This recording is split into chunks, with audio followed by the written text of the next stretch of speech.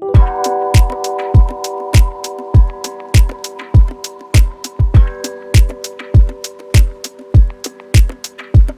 configure Splash's native BlueJeans events integration, click on the New Integration button, click on BlueJeans Events, and you'll be prompted with a new integration config screen. We're going to need a BlueJeans app key and app secret from the BlueJeans Events admin section. We'll go into admin, and then within admin, on the left-hand side, we'll click Events, and then within Events, we'll click OAuth Access. We're going to create a new app that will give a meaningful name and description, and then we'll click on that app to get the key and secret that we'll copy and paste back into the config in Splash. Next, we'll move down to the BlueJeans user email address.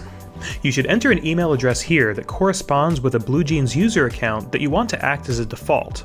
So in the case that a Splash user that's creating a Splash event doesn't also have a corresponding BlueJeans user account, the moderator of the newly created BlueJeans event will be this user. Just below that, the action selectors will actually determine the behavior of the integration itself. The create event action will automatically create or update a BlueJeans event anytime a Splash event is created or updated. And the invite guest action will automatically add a Splash guest with the status of RSVP yes as an attendee to the associated BlueJeans event. These are the default settings, and you're best off just leaving them as they are. Next, we come to trigger conditions, and while these are not a required part of the integration, it's worth noting that if you want to limit this functionality to only apply to certain types of events in Splash, trigger conditions will let you set which event types and which groups are within scope for working with BlueJeans.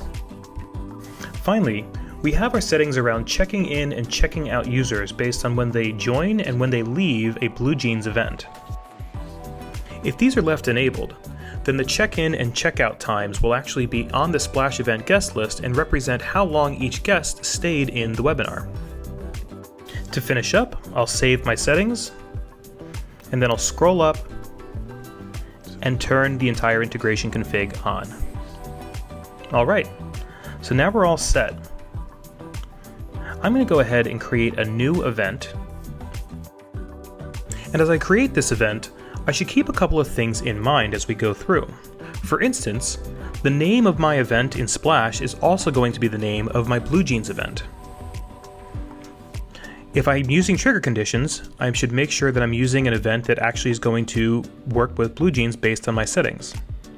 And I should always have a start date and an end date for any Splash event that's going to work with BlueJeans.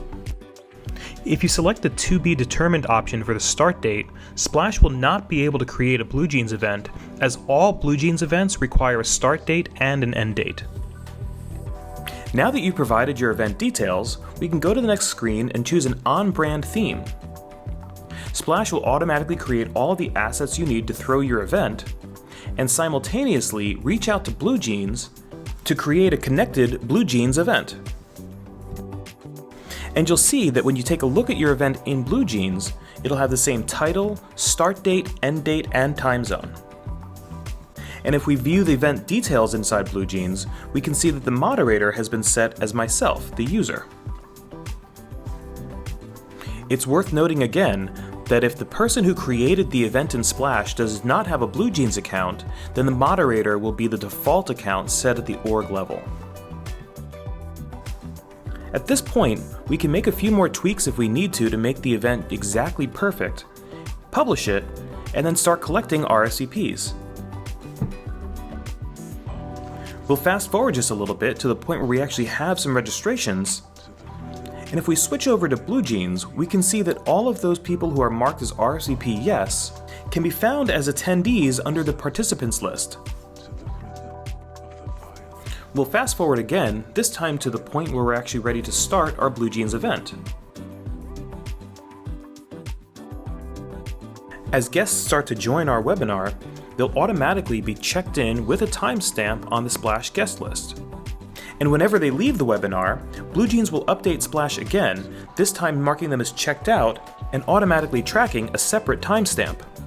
People who attend the webinar but didn't originally register for the event will still be tracked on the guest list with their check-in and check-out times.